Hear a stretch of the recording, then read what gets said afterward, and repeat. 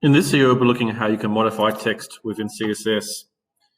As you're aware, we use CSS to globally change the tag or the selector values. And this is really especially important when working with external CSS sheets.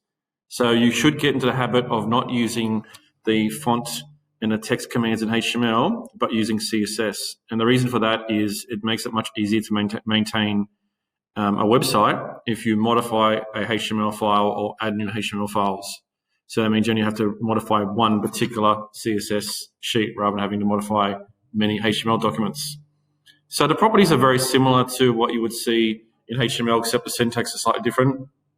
You can see here we can change the color. So all you need to do inside the selector is change the attribute of the color.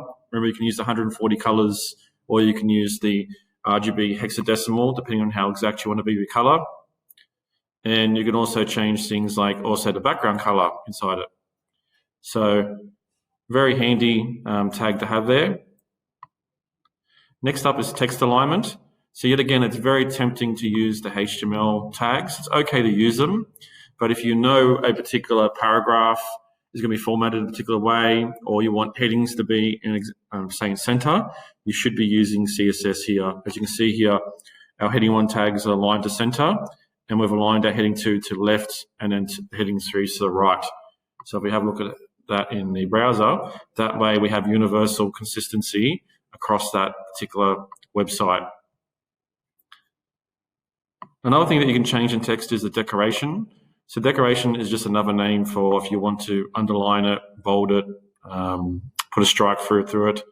And all you need to do is you call up the property inside the selector, and then here it's called text decoration. And then you can either do overline, line through, underline. So if we have a look at it here, these are our different examples of text decoration. So you probably won't use the top too much. You might use the underline.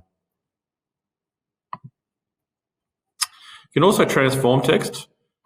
So if we have a look at that one there, it's another property here. So transform basically means, do we want to push the text into uppercase, lowercase, or capitalize? So let's have a look at the difference between the three of them. So you can see here, it's almost like having a caps lock on. This one here, you can force all text into lower text. So you might have that in case people accidentally copy and paste text into a browser or into your HTML file. It will force it to go into lowercase. And this one here, it capitalizes the beginning of every letter. This one might be good for maybe inside a heading to make sure your heading or the pronouns in that are covered. But I would say this middle one here is really great to apply, especially if you know a HTML file is going to be regularly updated with content. It forces people to accidentally, well, they might accidentally put caps lock on when they're typing. We also have the spacing too, text spacing. So this one here, the text indent or letter spacing. So if we have a look at this one here, we can indent a paragraph tag. So some people prefer to use indenting rather than using character returns or enters. So that's a really good one there if you want to sort of modify the text on the screen. The letter spacing is another good one too. So we can actually put spacing between the letters themselves here. I personally don't modify the letter spacing, but maybe you're looking for a particular sort of look. So maybe like a typewriter or manual writing, you might play around with the letter spacing. And the final one, which I don't use a lot, is called text shadow. So this one here is you can apply like a shadow effect to your text. From a web design point of view, I wouldn't personally use a shadow effect. I would use probably would create a banner with the custom font inside it using another program such as Photoshop or something. But it's there if you want to play around with it. The ones that are probably most important are the text color alignment. You should always be considering what sort of color and alignment you should have for each of the headings and text and other things in the body.